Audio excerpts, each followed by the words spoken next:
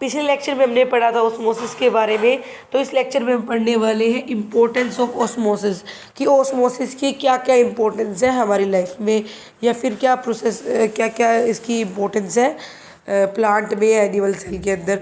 सबसे पहले क्या है, जो रूट होती है वो एब्जॉर्ब करती है water from the soil by the process of osmosis. जो रूट है प्लांट में, जो रूट होती है वो वाटर को एब्जॉर्ब करती है। जैसे ये रूट है, सोइल से क्या एब्जॉर्ब करती है, वाटर, और किस प्रोसेस से करेगी, ऑस्मोसिस से, क्योंकि सोइल के अंदर वाटर क्या है, हाई है, रूट के अंदर क्या है, लो है, तो हाई से लो जाएगा वाटर, तो वो किसके थ्रू जा रहा है, ऑस्मोसिस के थ्रू जा रहा है। उसके बाद क्या है, सेल से जो सेल तक मूवमेंट होता है वाटर का, वो किस प्रोसेस से होता है, ऑस्मोसिस की प्रोसेस से ही होता है रूट्स के अंदर। अब आता है पैसिव और एक्टिव ट्रांसपोर्ट क्या है।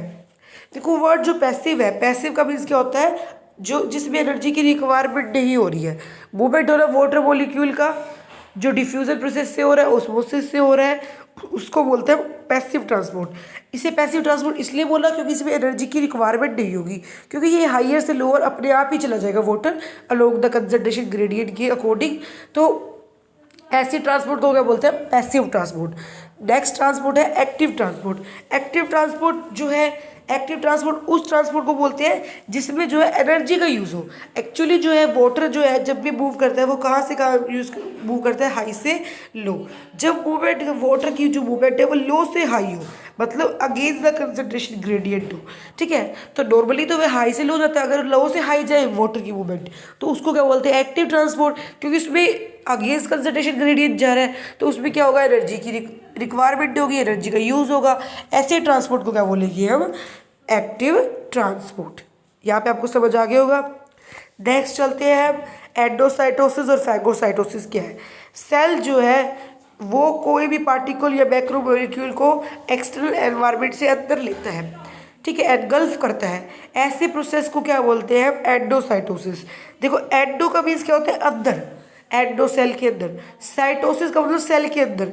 तो कोई भी मैक्रोमोलिक्यूल्स है, जब भी कोई मैक्रोमोलिक्यूल आता है सेल के पास, तो सेल जो है अपनी प्लाज्मा मेम्ब्रेन को फोल्ड करके मैक्रोमोलिक्यूल को अंदर ले लेता है। इस प्रोसेस को क्या बोलते हैं, एंडोसाइटोसिस। अगर कोई सॉलिड मॉलिक्यूल सेल के अंदर जा रहा है तो उस प्रोसेस को क्या बोलते हैं, फैगोसाइटोसिस। जैसे अमीबा है वो अपना फूड जो है ऑब्टेन करता है by the process of phagocytosis से, ठीक है। और यह टॉक्सिन को जो है, टॉक्सिन जो रिमूव करता है वो किससे करता है, एंडो टॉक्सिन वगैरह, या फिर क्या बोलते हैं, इन्वेडिंग माइक्रोब्स बाय फैगोसाइटिस। ये सारे क्या एग्जांपल है, एंडोसाइटोसिस के एग्जांपल है। ये किसकी वजह से पॉसिबल हो पाया है, क्योंकि जो प्लाज्मा मेम्ब्रेन है सेल की वो कैसी है, फ्लेक्सिबल है, इसके वजह से ही पॉसिबल हो पाया है। नेक्स्ट आता है डिफ्यूजन ऑस्मोसिस में क्या डिफरेंस है। देखो जो डिफ्यूजन है उसमें मूवमेंट होते हैं वाटर की भी, मॉलिक्यूल की भी, और कोई भी पार्टिकल मतलब सोलवेंट सोल्यूट मॉलिक्यूल दोनों आते हैं हमारा डिफ्यूजन में, वो दोनों के लिए एप्लीकेबल है। जबकि ऑस्मोसिस में सिर्फ किसकी मूवमेंट होती है, only for the solvent molecules, ठीक है। नेक्स्ट क्या भी डिफरेंस है इसके अंदर, जो डिफ्यूजन है वो हमारा लिक्विड में भी हो सकता है और गैसेस मीडियम में भी हो सकता है, जबकि ऑस्मोसिस सिर्फ किसके लिए होता है, हमारा वाटर के लिए, एक्वस मीडियम के लिए।